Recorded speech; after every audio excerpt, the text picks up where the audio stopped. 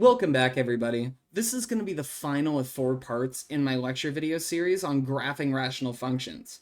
If you haven't seen the first 3 parts, please watch them now, because in this video, we're going to put all of that information together, with a couple of things we've already talked about, into one big pile, and use it all to sketch the graphs. Let's get started.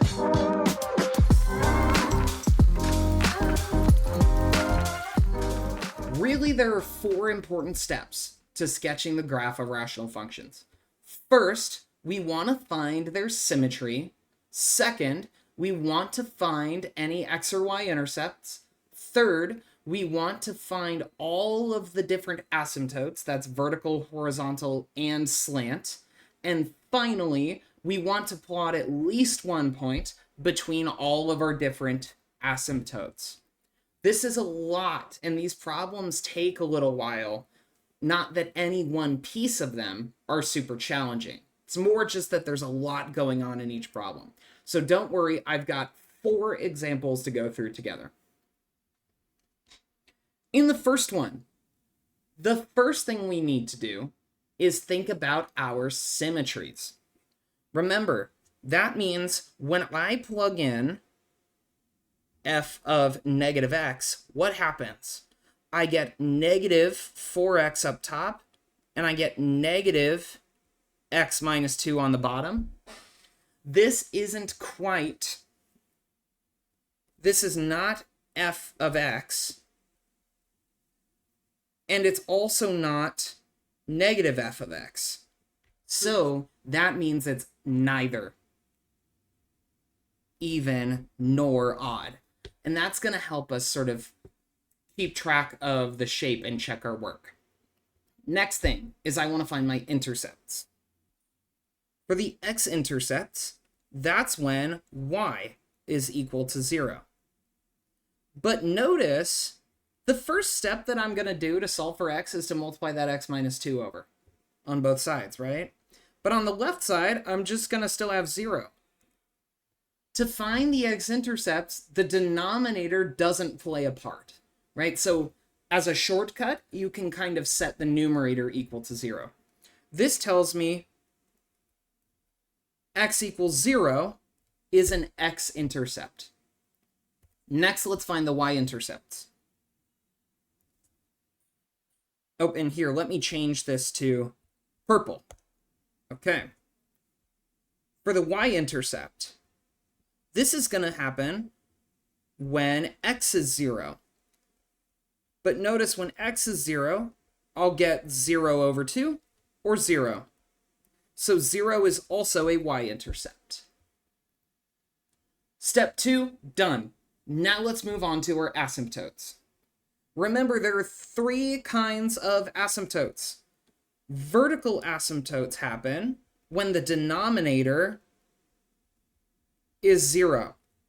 So I have a vertical asymptote at x equals 2. Horizontal asymptotes depend on the degree of the numerator and denominator. Here they match, so I take the ratio of leading coefficients, 4 over 1. And again, that's because they match. Finally, slant asymptotes only happen when the degree of the numerator is exactly 1 bigger than the degree of the denominator. So in this case, since they're the same, I don't have one.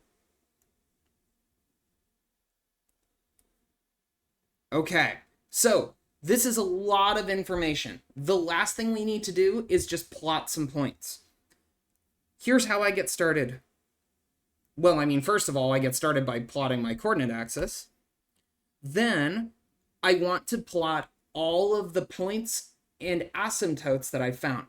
So I know 0, 0 is on the graph because of my x and y intercepts. I have a vertical asymptote at x equals 2. And I'm going to use a dashed line to represent the asymptote, because it's not actually on the graph. I'll show you what happens here in just a second. I have a horizontal asymptote at y equals 4, so I'm going to plot that as well. And I think on my y-axis, to save some space, I'm going to count by 2's.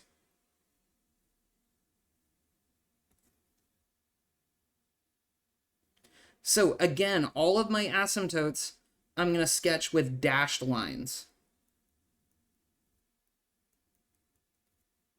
And now the last part is to plot at least one point between all of my vertical asymptotes.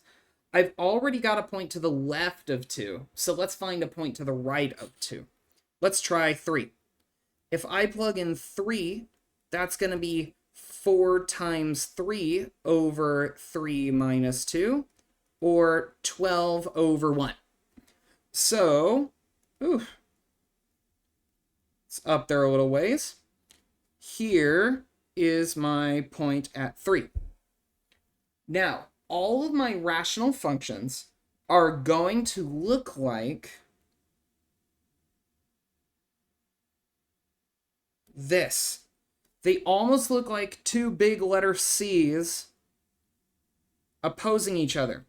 And I use my asymptotes to help guide those lines. Let's try another one for some practice altogether. Let's try this one.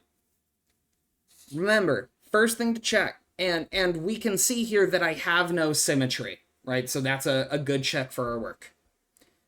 Part B, first thing we check, symmetry. When I plug in negative x, let's see what happens. Up top, nothing changes. On bottom, I get x squared plus x minus 2, but this is not what I started with, nor the opposite of what I started with, so I have no symmetry. Step 2, x and y intercepts.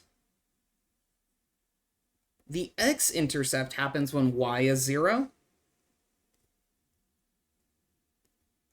But remember, the denominator doesn't have anything to do with the x-intercept.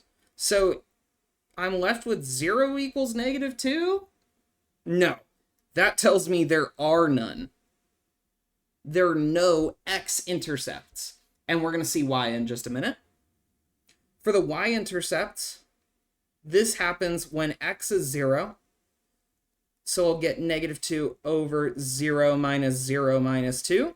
Negative 2 over negative 2 is 1. So 0, 1 is on the graph.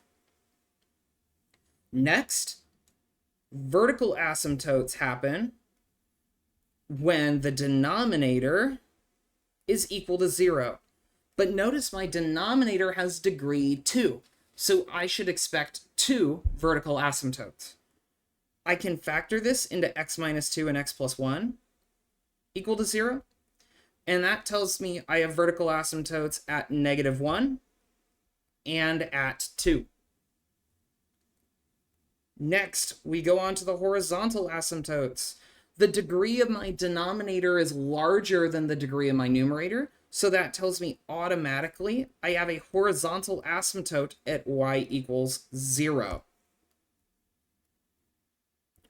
And so now we can see why there's no x-intercept, because the line is going to approach y equals 0 but never actually touch it.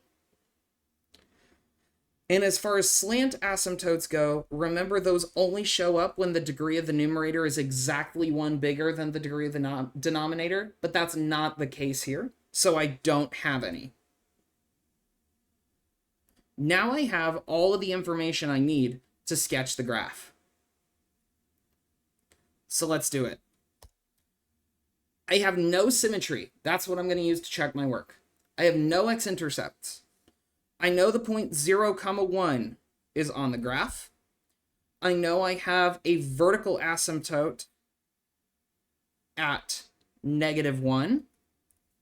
So I'm going to use a dashed line to represent that. Remember, the vertical asymptote isn't actually on the graph. It's just a tool I use to help me sketch the graph. And at 2.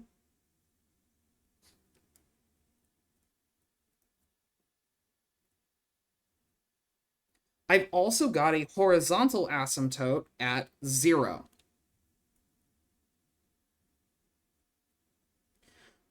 The last thing I need to do is find a point between each of my vertical asymptotes.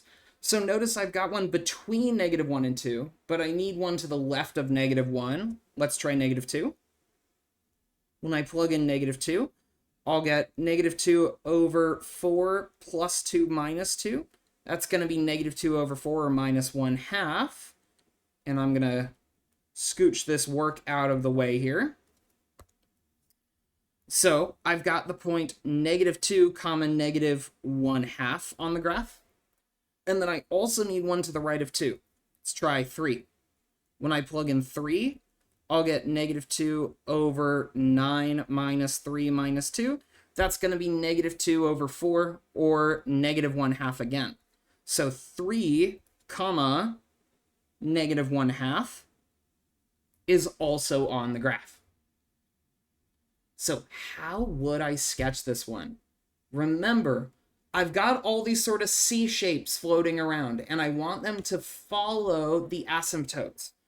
So, starting from the left side, I know that as x goes to -infinity, my graph should be really close to 0. So I must have something like this. For this piece, I know I can't cross the horizontal asymptote, so I must have something that looks like this. Kind of a U shape in there. And then over here, I've got something similar. And you'll notice we certainly don't have any symmetry about the origin or about the y-axis with this guy. So that checks out. Let's try another one. This time, I'd like you to pause the video here to see if you can tackle this problem on your own. This is the answer that I found. Feel free to pause the video here to check over my work if you need to. But otherwise, I've got one last problem for you guys to try on your own. Go ahead and pause the video here to see if you can tackle this one. Now, this one's a bit of a brain teaser because I get a surprising lack of information out of this whole step-by-step process.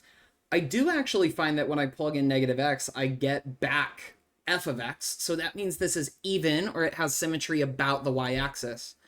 I find that the origin is an x-intercept and y-intercept, and they're the only ones, but there are no asymptotes of any kind, so what do? Well, I started by plotting that x and y-intercept, and then I know it's even, so I can kind of use my quadratic equation graphing skills. I found a point to the left of the y-axis, which is like an axis of symmetry here. And I found that -2, 2/3 was on the graph. So that also told me that +2, 2/3 was on the graph. And now I have enough information to sketch the graph. This almost looks like a parabola.